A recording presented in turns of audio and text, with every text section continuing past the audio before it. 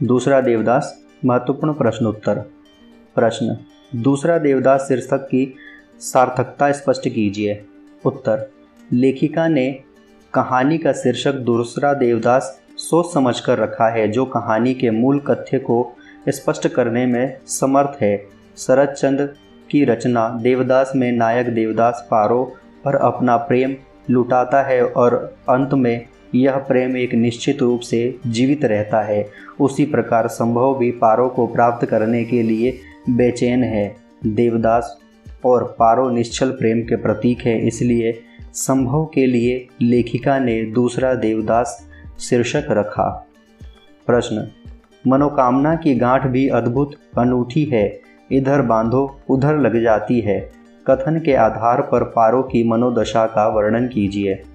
उत्तर, पारो भी संभव से प्रेम करने लगी थी।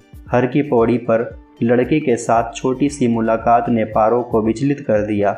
वह मन ही मन उससे प्रेम करने लगी। वह दोबारा उससे मिलना चाहती थी। उसने भी कुछ ऐसा ही मनोकामना की पूर्ति के लिए धागा बांधा। उसे उम्मीद नहीं थी कि मनसा देवी से मांगी गई मुराद इतनी जल्दी पूरी हो जाएगी। वह संभव से मिलने के बाद प्रसन्न थी। वह हैरान भी थी कि उसने इतनी जल्दी उनकी इच्छा पूरी हो गई। प्रश्न, दूसरा देवदास पाठ के आधार पर हर की पौड़ी पर होने वाली गंगा जी की आरती का भावपूर्ण वर्णन अपने शब्दों में कीजिए। उत्तर, हर की पौड़ी पर होने वाली गंगा जी की आरती मनोहारी होती है। भक्त पूरी श्रद्धा के साथ गंगा के घाट पर उपस्थित होते हैं। प्रकृति श्रद्धा और भक्तिमय हो जाता है। लोग सभी सांसारिक विचारों को पीछे छोड़कर यहाँ दरबार में सच्चे हृदय से शामिल होते हैं। गंगा की आरती जैसे ही आरंभ होती है, सहस्त्रों बत्तियां जल उठती है। भक्तजन हाथों में फूल और दिए लेकर खड़े हो जाते हैं और गंगा की धारा में मनोकामना के साथ प्रवाहित करते हैं। गंगा पुत्र जो गंगा की धारा में तैरकर उन प्रवाहित फूल और दिए के साथ चढ़ावे को एकत्र कर अपना जीवन चलाते हैं, उनका कार्य आरंभ हो जाता है। व्यवस्था को बनाए रखने के लिए स्वयं सेवकों की मुस्तैदी भी होती है। पंडित पुजारी किसी के पास समय नहीं होता, वह अपने कार्य में प्रतिदिन की भांति लग जाते हैं। भक्तों को स्नान के बाद टीका और कलावा लगाना और उन्हें आशीर्वचन देना, यह कार्य आरंभ हो जाता है।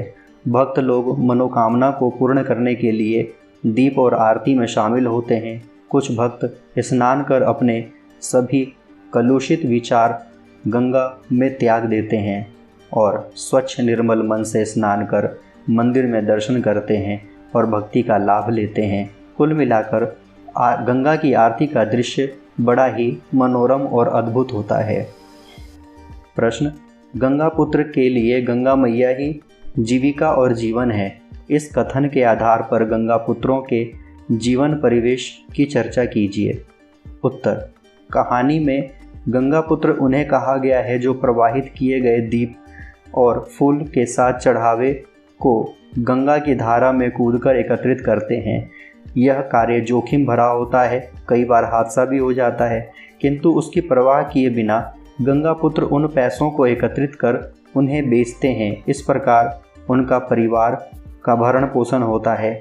यही गंगा मैया उनके आजीविका का साधन है।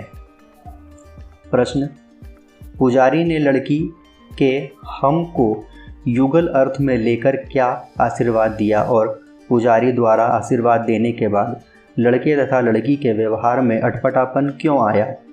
उत्तर, गंगा आरती के बाद संभव पुजारी के पास कलावा तथा टीका लगाने के लिए जो ही खड़ा हुआ, वैसे ही एक कोमल हाथ पुजारी की तरफ बढ़ा। लड़की के हम शब्द को पुजारी ने युगल अर्थ में समझा तथा पुजारी के मुख से आशीर्वचनों के साथ सदैव सुखी रहो, फलो फूलो, जब भी आना साथ ही आना, गंगा मैया मनोरथ पूर्ण करे, जैसे आशीर्वाद निकल पड़े। यह सुनकर संभव के मन में अद्भुत से विचार उत्पन्न हुए। पूरा शरीर रोमांचित हो उठा, किंतु पारो छिटक कर दूर हो गई और स्वयं को अकेले बताया। यह अटपटापन दोनों के मन में पंडित के आशीर्वाद के कारण आया था।